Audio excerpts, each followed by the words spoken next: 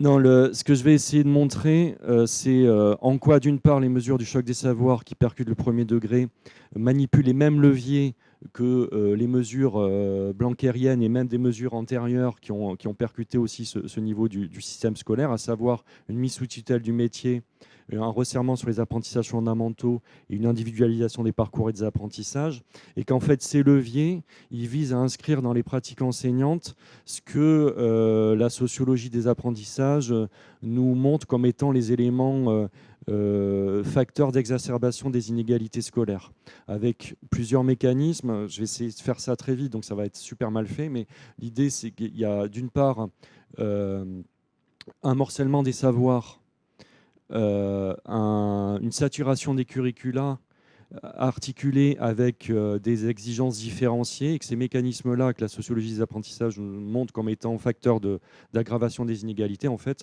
sont reprises par le système pour les inscrire dans des structures. Alors, la chose c'était plus ou moins larvé jusqu'à présent, mais la chose est maintenant assumée, puisque Gabriel Attal le dit lui-même. Il s'adresse, quand il a présenté les mesures du choc des savoirs, il dit s'adresser d'abord aux Français des classes moyennes qui financent par leur travail le fonctionnement de nos services publics et dont les enfants seraient empêchés de s'envoler. Et plus tard, dans une intervention, je ne sais plus où, mais il a dit le taux de réussite au brevet et sans doute au bac diminuera dans les années à venir, j'en ai conscience et je l'assume. Donc on est là vraiment sur non pas un changement de paradigme, puisque c'était déjà le cas avant, mais un dévoilement des intentions inégalitaires du gouvernement. Parce que ce constat du renforcement des inégalités, il n'est pas nouveau. Et quand Attal dit ce qu'il dit, en fait, il répond à une problématique soulevée par les évaluations PISA, c'est la chute du niveau. Rengaine de chute du niveau, mais que les évaluations PISA objectives d'une certaine façon, je ne pas sur les débats sur les évaluations PISA, mais vous voyez qu'en gros, à partir de 2006, en fait, on constate une chute des résultats moyens aux évaluations PISA des élèves français. Mais là où, si le diagnostic est posé, les réponses posées par Attal ratent une partie de l'analyse qui, si on regarde non pas en termes généraux, mais en termes d'origine sociale, on constate qu'en fait, les résultats des 25% des élèves issus des milieux les plus favorisés restent peu ou prou à un haut niveau. Et là où le problème se pose, c'est qu'en fait, on constate à partir de 2006 et ici de 2009, à une chute du niveau de performance des élèves issus des milieux les plus populaires aux évaluations PISA. Donc en fait, la chute de niveau moyen, c'est d'abord une chute de niveau des élèves issus des milieux les plus populaires. C'est de la dynamique qu'on rencontre en France, qui est une dynamique inverse quand on parle des moyennes des pays de l'OCDE. Et si on compare, si on poursuit l'utilisation, si on continue à faire du judo avec PISA, en comparant la France avec d'autres pays qui ont un niveau socio-économique équivalent, vous avez sur ce diagramme-là en haut, en triangle bleu clair, le niveau de performance de 25% des élèves issus des milieux les plus favorisés, et en bas, le niveau de performance des élèves issus des 25% des élèves issus des milieux les plus populaires. On constate que la France n'a aucunement à rougir pour les élèves issus des milieux les plus favorisés en termes de performance scolaire. Là où le bas blesse, c'est vraiment pour les élèves issus des milieux les plus favorisés, et particulièrement défavorisés, pardon. Et particulièrement si on compare aux pays nettement moins inégalitaires comme la Finlande ou d'autres que vous trouverez à droite. Alors pourquoi d'une part, ce creusement des inégalités au cours des 20 dernières années, et pourquoi un maintien très haut des niveaux des inégalités? En fait, c'est le choix des différentes, c'est le choix de politiques publiques qui ont visé d'une part au resserrement sur les apprentissages dits fondamentaux, et une photographie actuelle, pas avec les programmes de 2024 qui vont être revus, mais avec les derniers programmes de 2015-2016 par rapport aux autres pays concernant le temps consacré en élémentaire aux disciplines dites fondamentales. On constate que la France consacre près de 60% de son temps à l'école élémentaire aux maths et français, et que c'est une proportion bien plus importante que tout un tas d'autres pays de l'OCDE, et particulièrement ceux qui réussissent mieux en termes de lutte contre les inégalités scolaires. Donc en fait, on a une corrélation inverse entre le temps consacré aux fondamentaux et le caractère égalitaire du système scolaire. De la même façon, quand on regarde la question de l'individualisation des parcours et des apprentissages, qui est fortement promue par le ministère comme mesure pour répondre aux inégalités d'apprentissage, on a les travaux du CNESCO notamment qui nous poussent à une conclusion inverse. Là, vous avez donc ces travaux du CNESCO dans un rapport de 2016 sur les inégalités sociales et migratoires. Ce travaux du CNESCO rappellent l'ensemble des dispositifs mis en place depuis Valéry Giscard d'Estaing pour permettre une action pendant le temps de classe. Vous voyez qu'il y en a un certain nombre, 3 en l'occurrence. Mais si on regarde, le CNESCO nous montre aussi l'ensemble des dispositifs pris dans une logique d'individualisation et souvent situés en périphérie du temps de classe. Et là, on voit une forte importance du recours à ce type de dispositif, et particulièrement depuis le début des années 2000.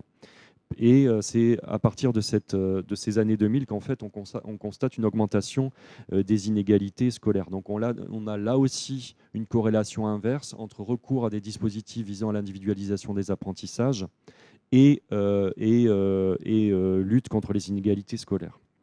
En fait, tout ça est repris de plus belle avec le choc des savoirs, mais aussi avec les mesures qui ont percuté le premier degré depuis l'arrivée de Blanquer. Et on pourrait le résumer par le modèle sous-tendu par les évaluations nationales. Pour rappel, vous avez là les infographies du ministère sur ces questions-là. L'idée, c'est qu'en début d'année, il y a des évaluations nationales standardisées proposées par l'ADEP. Ces évaluations nationales standardisées sont passées par tous les élèves. La maîtresse, puisqu'en élémentaire, ce sont des maîtresses,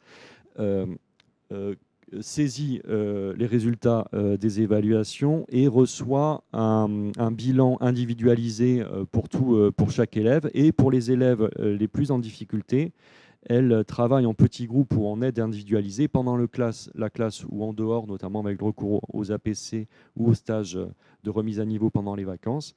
Et voilà, c'est la logique sous-tendue par les évaluations nationales. Ça, c'était pour le CP, la même chose pour le CE1 et pour la 6e.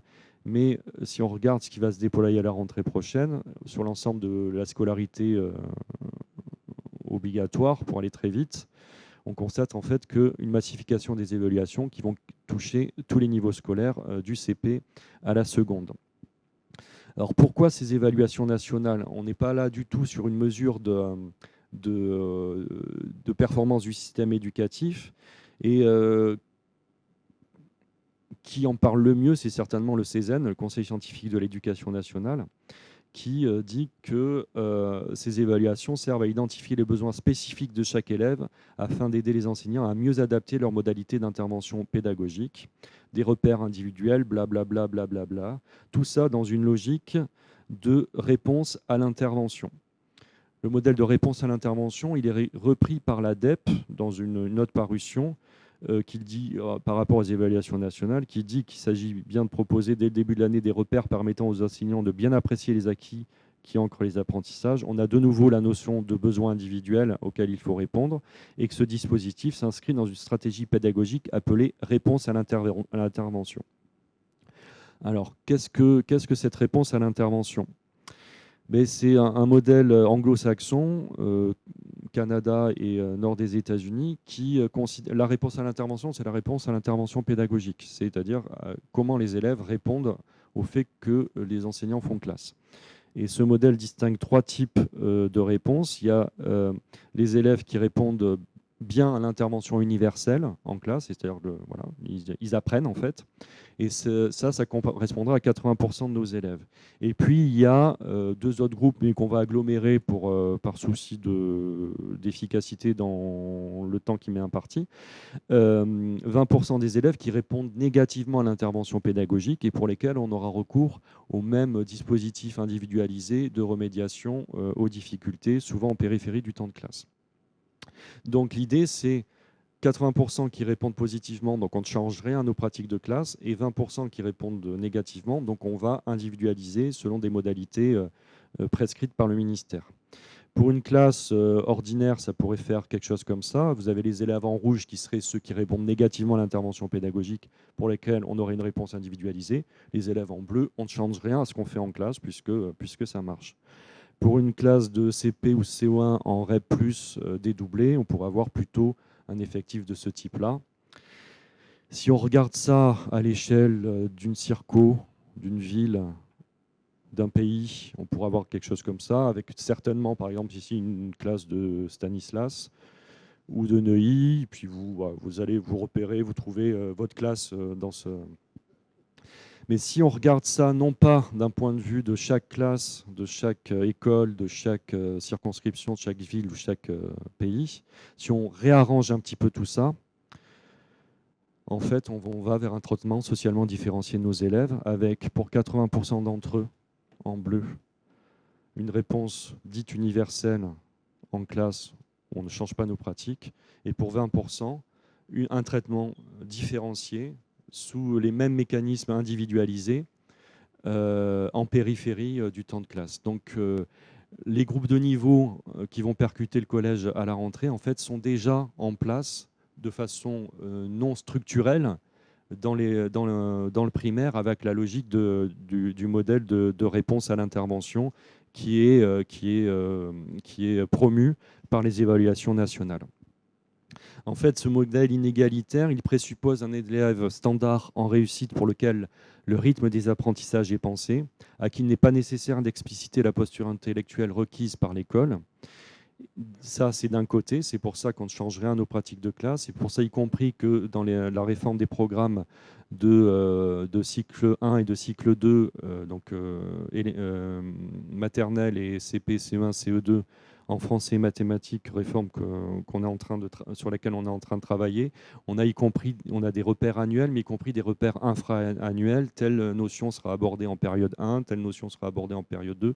Donc on a un rythme des apprentissages qui est défini par les nouveaux programmes et qui est adapté à cet élève standard en réussite.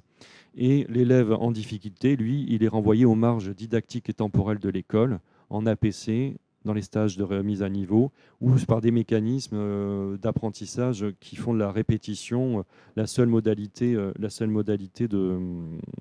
d'intervention. En fait, parmi les mécanismes explicatifs des inégalités scolaires, on a deux types de mécanismes. Un mécanisme dit passif, un autre plus actif.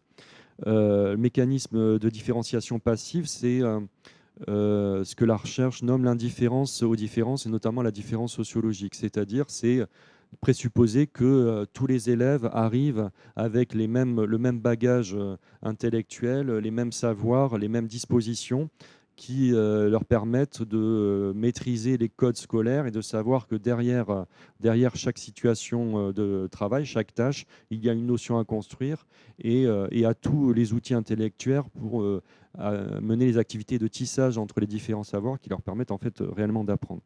Donc l'école présuppose cela, alors que ce n'est pas le cas, alors qu'il y a des différences d'ordre sociologique il y a une inégale répartition de ces dispositions à identifier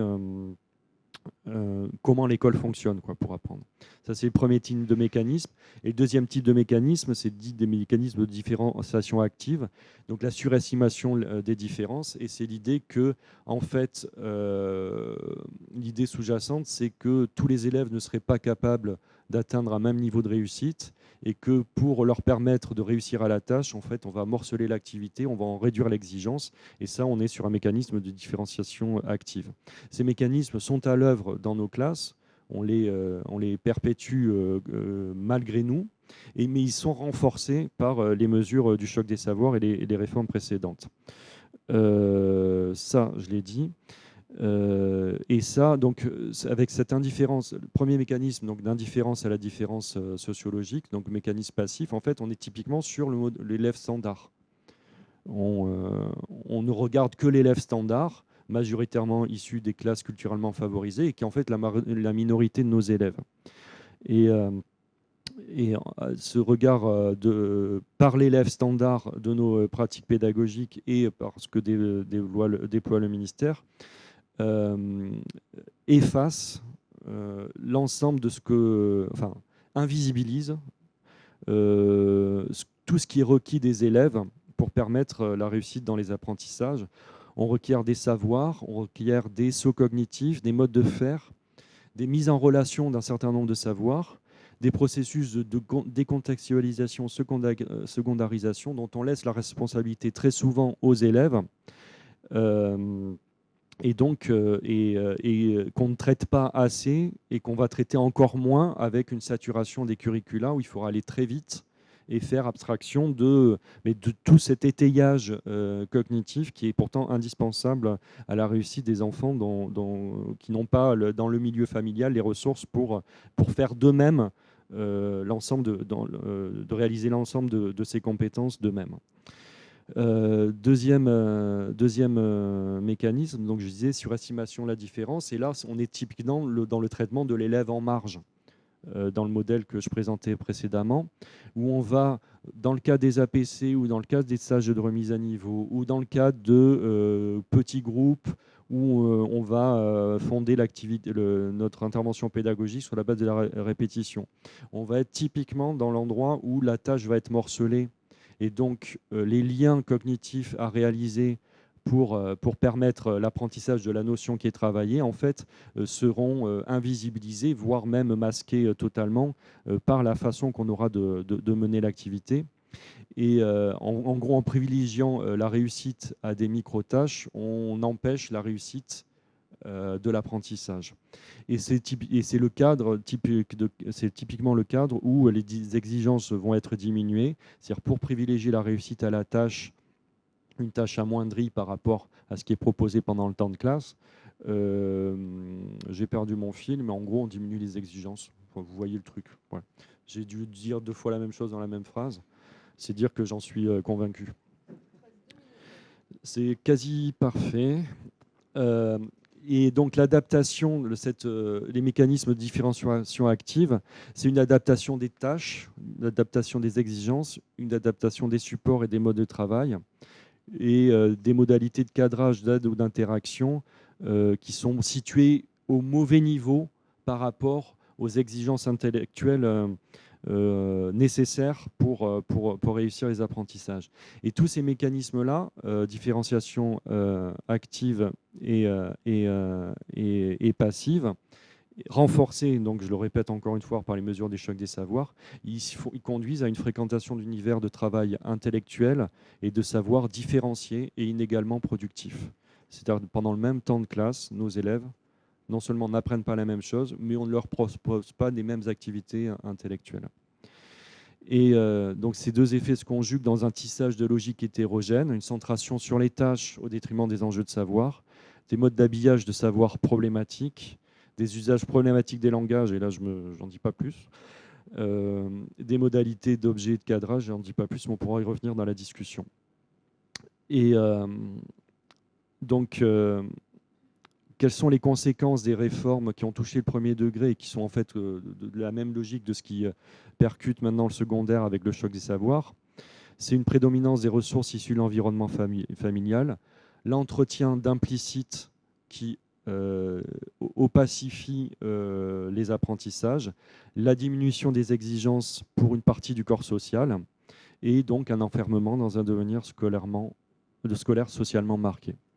Et donc, pour finir vraiment là, c'est parfait, les politiques éducatives déployées depuis plusieurs années érigent en système les mécanismes de différenciation des acquisitions scolaires qui ont conduit à faire du système éducatif français un des plus inégalitaires des pays de l'OCDE, et elles fondent des pratiques enseignantes à un champ de bataille où s'opposent des visions différentes de ce que doit devenir le système éducatif, un système plus inégalitaire d'un côté, un système plus émancipateur de l'autre, et donc combattre le choc des savoirs, combattre les mesures combattre les mesures qui ont percuté l'école dans les années précédentes et faire de l'enjeu pédagogique un enjeu majeur, c'est en fait mener la bataille pour une démocratisation de la réussite scolaire et pour l'émancipation. Et ça, c'est un peu l'objectif qu'on s'assigne dans ce chantier, et même un objectif syndical qui dépasse les travaux du chantier.